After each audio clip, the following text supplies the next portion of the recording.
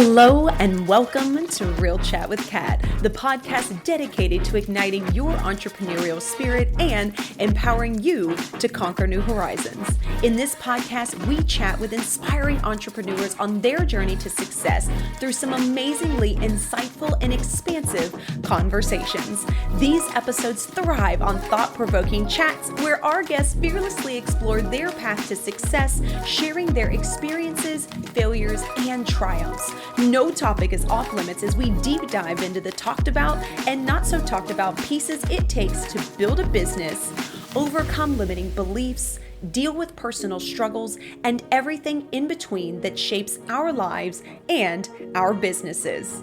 I'm your host, Kat Polsinelli, creator and founder at The Lotus Effect, where we believe that success is not just about strategies and tactics, it's about cultivating a powerful mindset and creating customized business operations that align with you and your true purpose. Whether it's mastering time management, improving productivity, enhancing leadership skills, or simply fostering a growth-oriented mindset, we'll provide you with the tools and strategies to flourish in both your business and personal life. I'm so excited to have you join us today in this episode, so get ready to feel empowered and inspired as we learn together and from one another on how to rise above challenges, break through limitations, and unlock our full potential. Let's dive in. Hello, everyone, and thank you so much for joining me today on this episode of Real Chat with Kat. I am so excited to have you here with me today, and as we are getting into, by the time this releases, into the first quarter, the end of the first quarter for 2025, I'm bringing someone that I am super excited to have a conversation with where we can figure out, where do you want the rest of your year to go? What are those things that might still be holding you back? So, Brigette, thank you so much for being a part of the podcast today. I'm so excited to be here, Kat.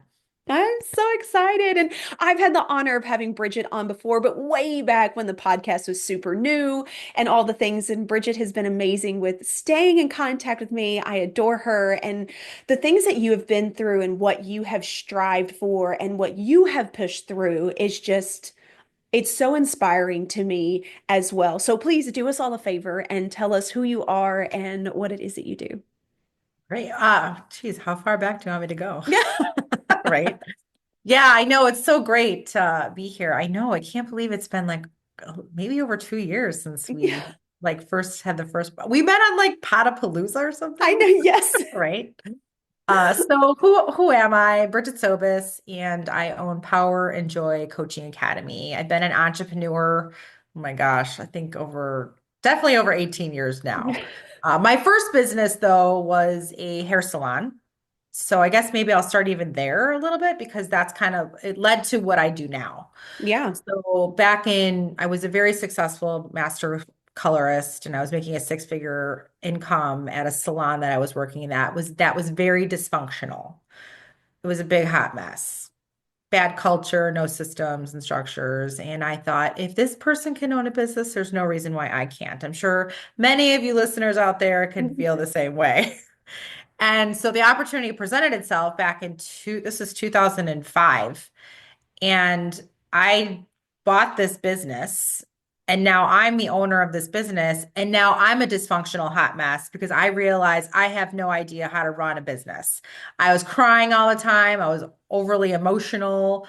I lost my six-figure paycheck, and now I'm this owner like has no idea what they're doing.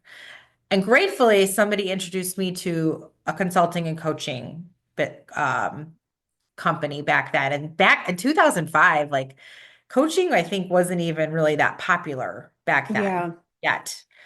And I mean, I was even back then with no money in my bank account, I think paying $1,800 a month for a coaching consultant. Wow. And it was one of the best investments I ever made because I became a really good student. I was very coachable and I started growing the business by 30, 40%, completely turned it around. I learned how to manage a team without crying, which was cool. And I grew the business. Yeah. So I became an award-winning business. And then that inspired me to become a coach and consultant. So I started going down the track of becoming a trainer. And then in 2010, I found myself going through a really nasty divorce, which, the divorce took over 2 years. That was pretty stressful and traumatic for me. Then I found myself in $1.3 million of personal debt because my ex, that's a whole nother story, but he was a drug addict. And sometimes you just don't know what you don't know, and you're trusting your spouse. And Mm-hmm. um, and then we're all free and clear of this, but I got breast cancer for the first time. And then I decided, because I was in $1.3 million of debt, and I also had lots of counseling around it from mentors, attorneys, even my own parents. They were like, you have to file bankruptcy. And I was like, well, if I file bankruptcy, I'm at risk for losing my business, which was had a great reputation in Chicago. It was award winning. It was profitable. I could actually leave my business for 2 weeks and it would be running without me. I actually did take a 7-month leave of absence to heal from breast Wow. cancer because I had a lot of systems in place and team. Um, and so I was going through all that. So kind of like, again, the reason why I'm sharing these stories is because it really does lead up to the work I do now. So even during those heights of success, and I was probably producing, between doing consulting work and my salon, I was producing like over 1.3, 1.4 million in sales. And nothing was ever good enough for me. I was always on a hamster wheel of negative thought patterns. Systems and structure, 100% had me lead to lots of success. And I was a high performer. But see, I was suffering silently all the time. Like I had my anxiety. Oh, I don't call it my anxiety anymore. I'm going to delete that. I call it the anxiety.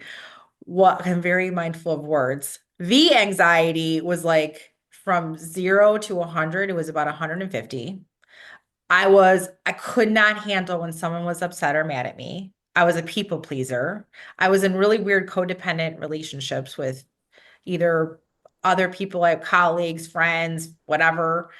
And yeah, like I was on my a negative thought. I couldn't get my mind off of negative thinking. And I actually had running jokes, which we're all free and clear of, but I would have running jokes and say, I sometimes wish I could get a lobotomy so I can like detach from these negative emotions and negative feelings. Mm-hmm. Like I used to call anger the ball and chain of negative emotions. So then moving forward, I felt like 2019 was Dark Night of the Soul year where I really hit rock bottom. Um, and I decided to part ways with the salon. I'm like, you know what? I think this is the universe's way of saying, you're done with this. You had success. It was award winning. There's something different for you. So I sold the salon and then I started getting it back into therapy. I started getting a coach again. I started thinking about what do I want to do with my life. And then I had always heard of NLP, Neuro-Linguistic Programming. I just didn't know what it was. I had this mentor go, and I'm a master of NLP. And I would be like, I don't know what you're talking about, but I like you and you're amazing. So I decided to get certified in NLP, and they were like, you're going to get certified in timeline therapy and hypnosis. And I was like, hypnosis sounds weird, and I don't even know what timeline therapy is, but okay. So I signed up, but I had this like feeling, I'm like, this is going to be the thing that actually like literally transforms my life. Because I've had lots of transformational experiences. But Mm-hmm. I was like, I feel like this is going to be like my switch is going to flip up and it's going to stay up.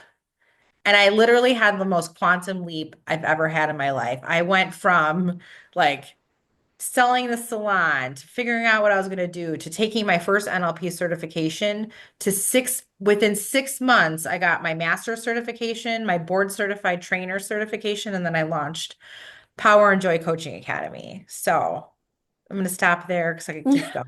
I know I we're think going to what's the go best back and about forth it, with lots of I know so questions many and things. I conversation.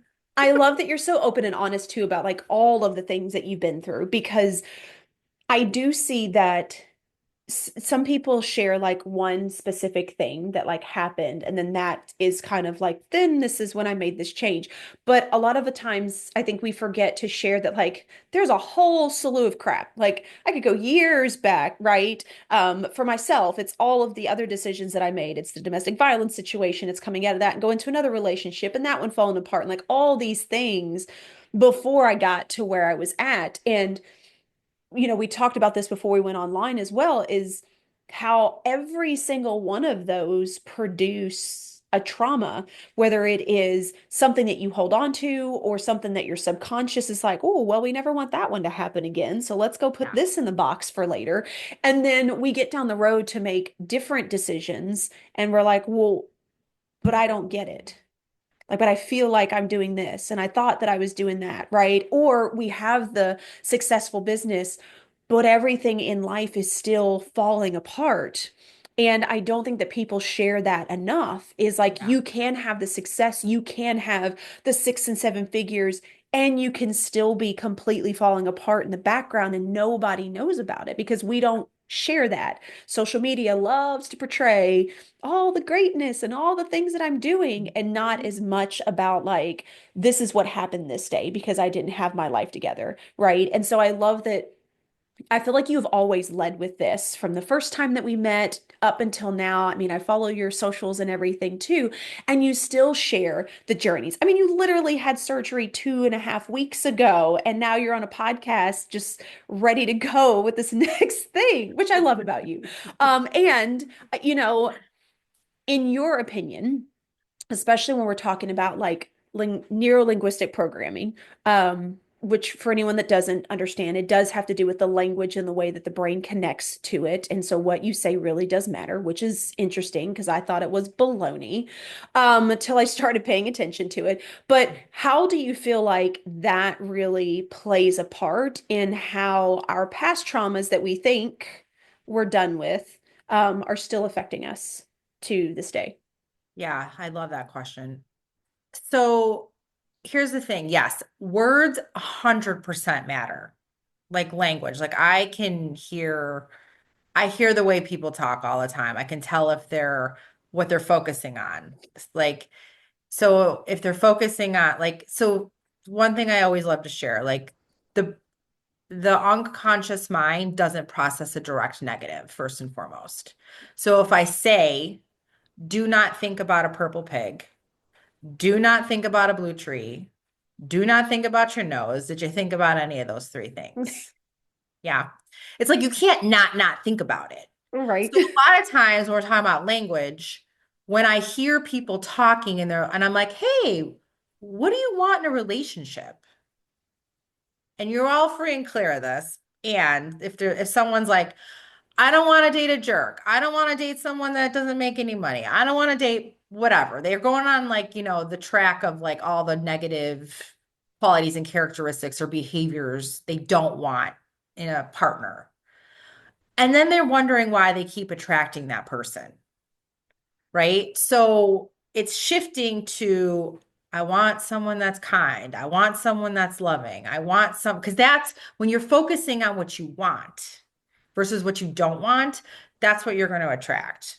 Like, and also it's also like when you're on that thought pattern of worrying about things.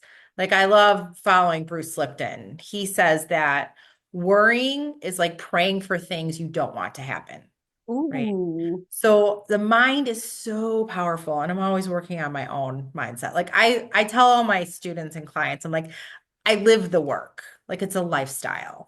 And I'm always like I said, you notice how I caught myself when I was saying, I said my anxiety, and then I said, wait, delete that. I said the anxiety because it's not mine. It's not me. It's not who I am. Right. Hmm. So also with language patterns, I here's I have I have an opinion about affirmations. Okay.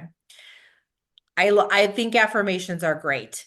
And if your unconscious doesn't believe the affirmations, Here's the thing, you have conscious and unconscious. And if your unconscious is incongruent with the affirmation of like, I'm going to be successful, and your unconscious is like, "Ugh, we're afraid of success. No, you don't deserve that. The affirmations won't work. That's my opinion, and I've seen it happen over and over again, and I've felt it myself. So what NLP is part of the puzzle of like what I do with people. So 95 to 97% of people's behaviors, decision making, um, come from your unconscious. And people aren't even really consciously aware of it. Most people are like on autopilot. And then they're Hmm. self-sabotaging themselves and then wondering like, they're like, I want to make $100,000. And then they're like, they keep finding that they self-sabotage or they're doing roadblocks or they're picking up their phone and they're spending half the day watching social media for some reason versus doing the things that will make them the money. So I'm going to give one more. I love this example because I've been using it a lot on how the unconscious and conscious work. So I love using if you think about an elephant, all right, think your elephant's your unconscious and you're sitting on top of your elephant and your conscious mind. And you're conscious and you're like, I'm going to go start a business and I'm going to make $500,000 doing what I love. And your elephant is like, hell no, you're not.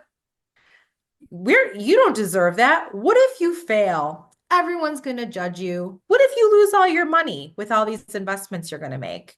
And like, I can keep going and going and going. So your Hmm. elephant kicks you off and you stay stuck. So the work I do is I like to retrain people's elephant. I Like like to the best release all analogy that ever. negative crap that's like it's even I like to even in the cellular system. It's not just in your conscious, like your Yeah. cellular system harbors negative emotions. Yeah, and that's another thing that I learned a couple of years ago that I thought was really interesting was I always heard people use the word dis-ease instead of like disease or sickness and stuff Oh, like that. And I was always like, I don't get it. Like it doesn't, what is that? But I do understand now that, especially when it comes to those traumas that you've been through. Like you had breast cancer, you went through a horrible divorce, talked about filing bankruptcy, like all of these things still hold in the body because we as human beings, right? We decide that like, okay, this happened, cool, it's done, it's over with, and we move on. But the hmm. emotions are still there, right? I mean, for me, 10 years in an abusive situation, like coming out of that, 1 year later, I started having heart issues. And I was like, I don't understand what's going on. But it got so bad that I had to go see a doctor. And they came back. They're like, look, you have all these extra heartbeats. I think I had like 1,000 extra heartbeats in a 24-hour period. He's like, but your heart's healthy. He's like, so the only thing that we can equate it to is stress. And I was like, I'm not stressed. Like, you don't know what I've been through. That was Yeah. stress. Like, I'm great. But because I took everything that I'd been through and instead of processing any of it, had just shoved it down in the box, I ended up having issues later. I had hip issues. I had back issues. I started having my shoulder started hurt, like all these random things. And I've always been someone that's like in great condition and stuff like that. And so it's really interesting to me, especially with the work that you're doing now with like really focusing on this trauma that we have really kind of stuffed down and people deciding that like hey there must be something else that's going on, there's something else that's attached to it, how can I now start to alleviate that? And does that take for you when you're working with people for them to know what that trauma is, or is it really just the I know that something needs to shift, I'm feeling that stuckness, and then you're Yeah. able to kind of take it from there? Yeah, I think it's a both and.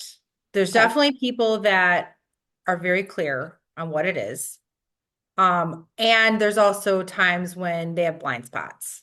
Mm. So I'll give an example of someone that had a blind spot. I worked, I was working with a woman, her name is Michelle, and I actually have a testimonial on this. So I have permission to talk about it because I'm very mindful of people's confidentiality. So we did a breakthrough over the summer with her, and she really wanted to do more. She was wanting to focus on her breakthrough around money and career and like making decisions in her business. And through because I have this way that I question people. And it's Mm-hmm. very different than talk therapy. To be honest with you, the less I know about the details of the situation, the better. So I did the 2 hours of questioning, detailed history. I said to her, I said, I have a recommendation for you. And she's like, sure. And I was like, would you consider doing a trauma release around your divorce? And she was like, my divorce was like 26 years ago, or how many? I can't remember. It was a Mm-hmm. long time ago. And she's like, yeah, yes, I will. So that was kind of her blind spot. She wasn't realizing that the trauma that she had from her ex and the marriage, she didn't realize how it was affecting her. And so I did a release on her, and she messaged me like 2 weeks later or 3 weeks later. Because I travel a lot. I've been a nomad for, like almost 4 years. I was in California, and she's like messaged me at like 6 a.m. She's like, I'm really not sure where you're at in the country, but I really want to give you some feedback. And she's like, I just have to tell you that I just spent and her ex used to trigger the heck out of her too. She's like, I just spent a full day with my ex, my children, and my grandchildren. And we had the most beautiful day. We were all just humans, just being together. That was her like perception. I was like, oh my gosh, that's amazing. So, yes, so some people know, and then some people it's their blind spot. They're not Mm-hmm. realizing. And that's my job to kind of get it out of Which I love. them. And I've had the opportunity to test this out because I was super curious about how Brigette does this. And the way that you ask the questions, it was really intriguing to me. Just, it's not normal. Like, it's not talk therapy. And like some of them would kind of throw me for a loop of like, I would have an answer before I feel like my brain had an answer.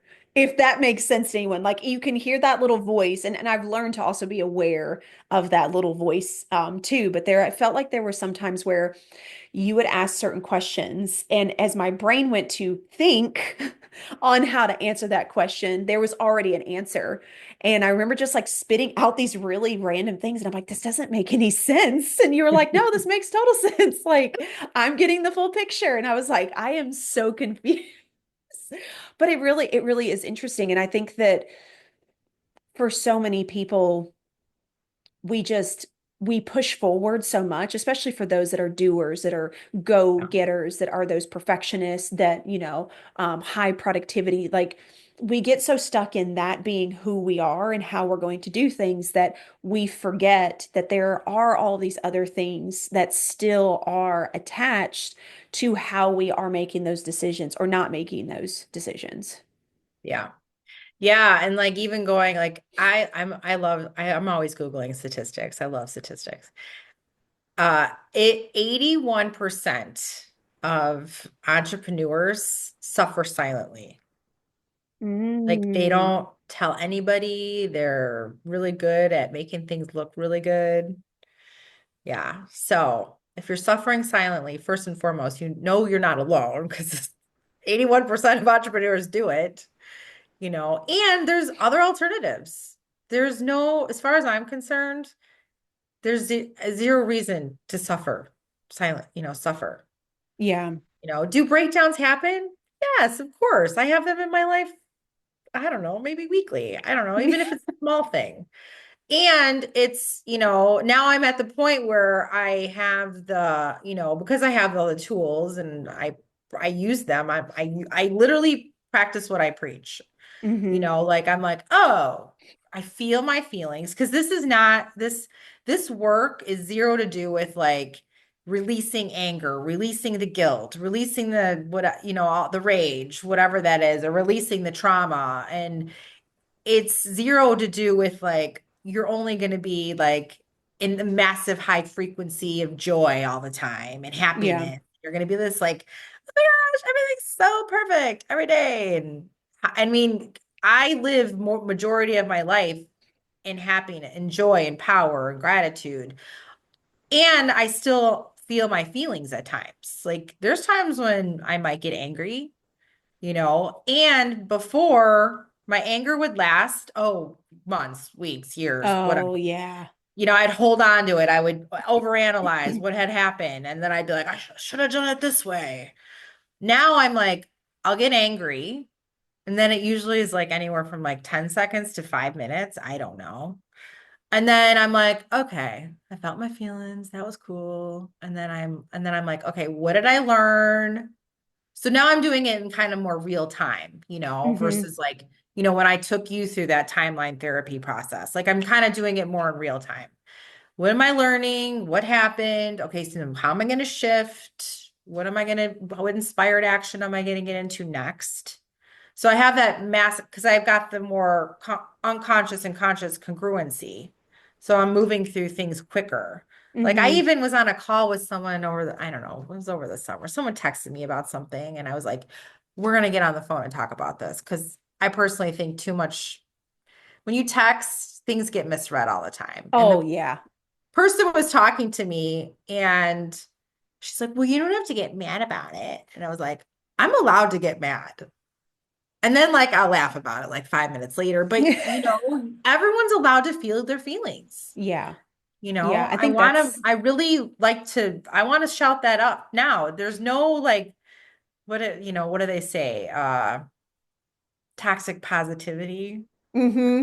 I wrote an article about my thoughts on that on LinkedIn, but Oh, nice, nice. I'll have to go read that one. But no, I agree with you because I feel like we started shifting to where like people talk about like being more positive and being more in the moment, but then it like super shifted to, but this is the only thing that you're supposed to feel, and this is the only space that you're supposed to be in. And it's like we're human. That yeah. doesn't work that way, especially for women, right? We have hormones that fluctuate and do their own thing and decide all of the other things. At whatever moment it chooses. And I've noticed that as well. Like I used to be easily agitated, and then when things would happen, like I would ruminate on it, and I was funny enough, I was just talking to my husband about this the other day. I was like, you don't understand, like for me to understand the shifts that I've made, like I see it because I remember when I would get irritated or frustrated about a situation. The situation's already over, but boy, did I play every scenario in the book through my head of what they could have said, how I could have said it that way. Like I'm like, I would expand upon this and it would last for days. And I'm like, I didn't realize that by focusing on that, that also was affecting how I was doing everything day to day, because that was almost kind of overtaking everything else around me. I said, whereas now it's a lot easier for me to recognize it and handle it or be like, okay, but can I change it? No. Okay. Then why are we focused on it? And Yeah. really kind of ask myself questions. And I think that that also comes back to the other thing that I feel like people are talking about, but at the same time, it's kind of being swept under the rug, depending on like who you're following. And that is just being present, like being Mhm. aware of what is going on. We live in a Mhm. society where everybody's just go, go, go 24/7. And then they're like, and you're supposed to feel your emotions. Okay, well, we need break times. We need break times to be able Mhm. to feel those. So if you just have meetings and stuff with people back to back to back to back to back, you don't even have time to catch your breath, let Yeah. alone be able to process anything that could have happened in those situations. And I'm not saying that we have time to do that all the time, but you can create that space, Yeah. right? I mean, that's a huge thing for me. Every time that I do have meetings with people and stuff like that, like I have 15-minute buffers just so I can sit there for a minute and whatever it is that I have to deal with or handle, or if somebody else came at me with like a lot of emotion that they were dealing with, I have time to then process through that because I connect to people's emotions a lot. Yeah. And then be able to move clearly through the next one. And it takes a lot of work. And like you said, this isn't something that like once you figure it out or once you go through a session or two or whatever that like you're just fixed and like this is how I always am. Like this is a way of life that you Mhm. have to or want to live by, right? This is something that we have to remember that it does take time, and we want to continue in it because there's always going to be something that's going to trigger you, that's going to tick you off, that, like you said, we feel those emotions. Mhm. Yeah, and my thing with this is again, if we're like even go to like Carl Jung's perception is projection stuff, like we are seeing the world through our eyes, right? Yeah. So this is the simplest way I like to look at some of this stuff. Because you can go down rabbit holes with those theories too. So my my perception is projection is like if I see something in somebody else that's like so amazing, like I'm like, oh, I'm recognizing that like so is inside me too. And how do I model that and how do I bring it out even more in myself? And then on the other side, like, because I've definitely have had people like with the perception as projection be like, if you see someone and you think that they're like a biatch or whatever you want to call them, like that means you're that too. Okay. Yes, Mm, there is shadow work, and that's like a whole nother story. And I personally believe if something like an event or a person is really triggering you like very heightenedly, that is a telltale sign of like doing inner healing work. Whether it's healing your inner child or healing your inner ego or hmm. I don't know, something that happened Yeah. 10 years ago. Um, Yeah. that's really what is happening.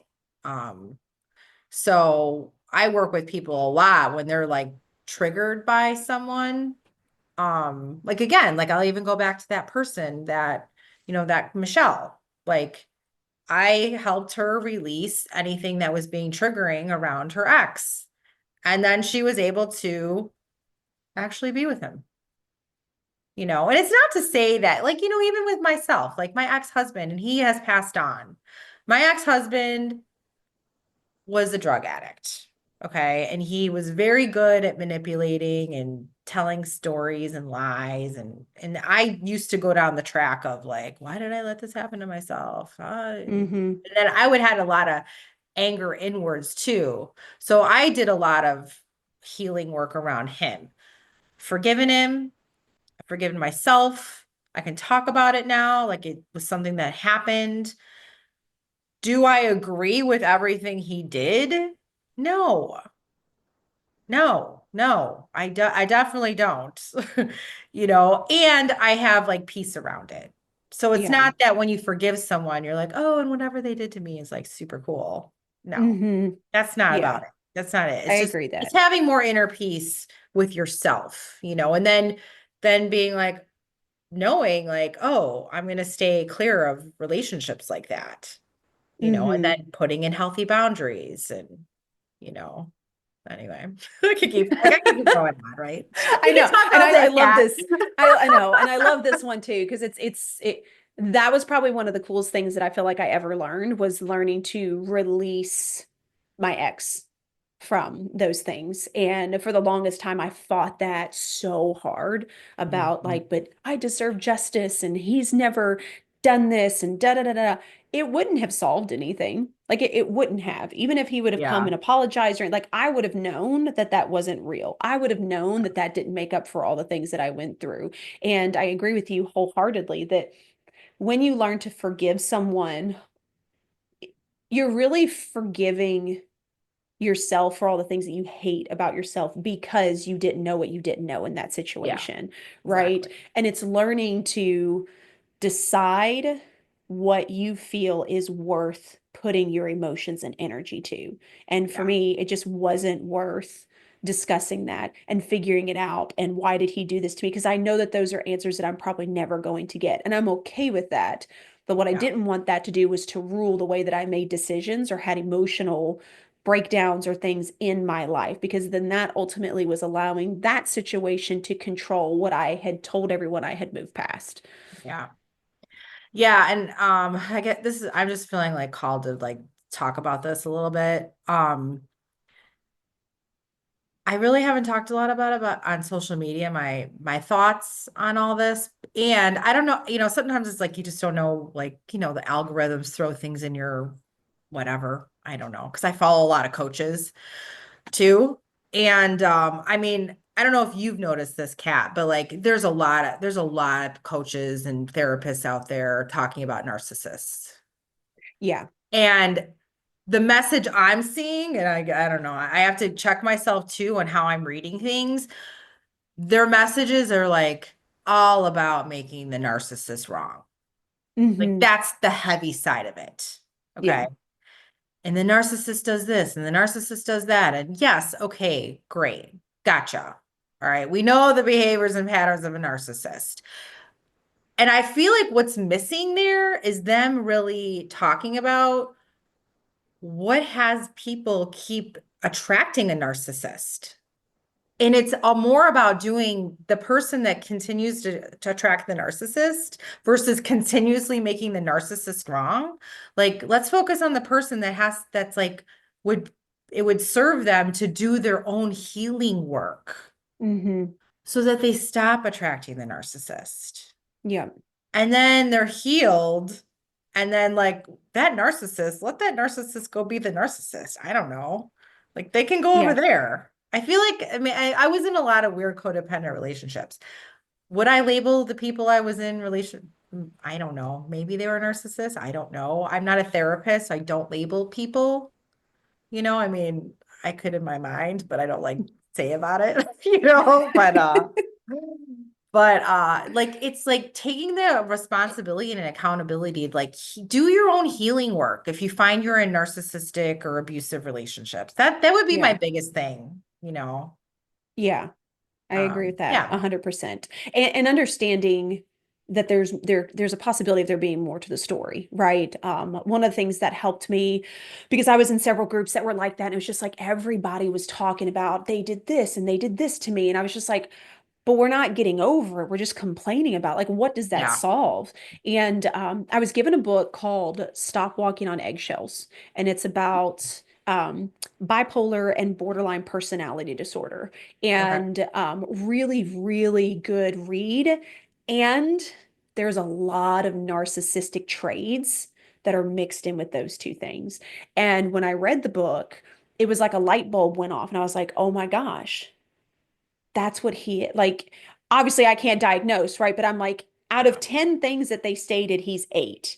I'm like, Yeah. so I feel sorry for you because you won't go get the help that you need, which could actually transform the way that you do things in your life. But instead, you've been labeled as this for whatever reason, and you've accepted that, and it's just who you are. And I thought about that, and when I thought about it in that regards, it was a lot easier for me to let go Mhm. and understand that, like, not that what he did was right, but I'm starting to see the reasons why. And that allowed me to be like, okay, so it wasn't all me. There were some other pieces, and he needs to be healed just as much. So I really enjoyed it because there was a lot on both sides to just really kind Yeah. of give you a way to see a different perspective and how people's thought patterns and things do, again, like we talked about in the beginning, decide how we do different things and how we treat other Mhm. people. And it was just a really, really cool read. Like, it was, anyway, it was really I'll have to good. check that So out. yeah, it's a really, really good read. They actually have a whole community for people that maybe have that in their life, maybe like they're married or Mhm. it's their children or their family, and they have a whole community for people to be able to support each other. It was a really good book. So, and I love books that show like examples, like give people scenarios and then Yeah. break that down and go, okay, well, this is why this person was thinking this way, and I'm like, well, that makes a lot of sense. But anyway, so I could talk to you forever, Bridget. I know. Forever. So please, is there any last words or anything first that you would like to share with everyone before we tell them where to find you? Yes. My favorite book to read around like even storytelling like that and giving examples is The Big Leap by Gay Hendricks. Oh, I've heard of that one. I've Oh, not it's read like a it. must. Yeah. It's so good. Okay. I tell every one of my clients and students, I'm like, this is a must read. Big Leap. What do I want to share? Oh, I know we could talk for I could talk to you for weeks.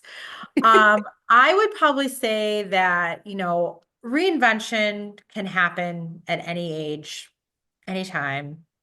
And healing, doing that inner healing work, whether it's trauma or from the past or whatever it is. There's also quantum leap tools out there that can get you really fast results. And you can also, I love to have fun. I tell my clients, I'm like, if we're going to be releasing your trauma and your stuff, we're still going to have fun and laughing along the way. So, yeah, I just love to live a life of power and joy and spread it all everywhere I go. So thank you so much for having me, Kat. You are so welcome anytime, Brigette. Please do me a favor and tell everybody where they can find you and how they can connect with you. Yeah, I would probably say one of the easiest ways is probably LinkedIn. LinkedIn is great. Brigette Sobus. I don't think there's many with my name, but yeah, I mean, I have Power and Joy Coaching Academy is my website. So, and Facebook. Those are probably like the easiest ways to get a hold of me. Okay. And follow me and yeah, and reach out. Perfect. I love that. And of course, we'll have all that information in the show notes. We'll make it super easy for you to find Brigette and connect with her and the services that she offers because it really is super neat and just it gives you such a different perspective and like this ease. I really enjoyed it. So I'm a huge fan of Brigette and what she does and the things that she's been through and her resilience as well. So Brigette, thank you so much again for sharing your story and being a part of the podcast No, my today. pleasure. Yay! And to everybody else out there, I hope you got some amazing takeaways and maybe this shifted a little bit of your own perspective and how you view things, or maybe you're just curious enough to start asking a little bit more questions around how you are thinking of things and how long you're allowing it to control the way that you continue in your life. So I hope we think on this one. And until next time, do one thing positive for someone each and every day and see the difference that it makes in your life. Catch you later.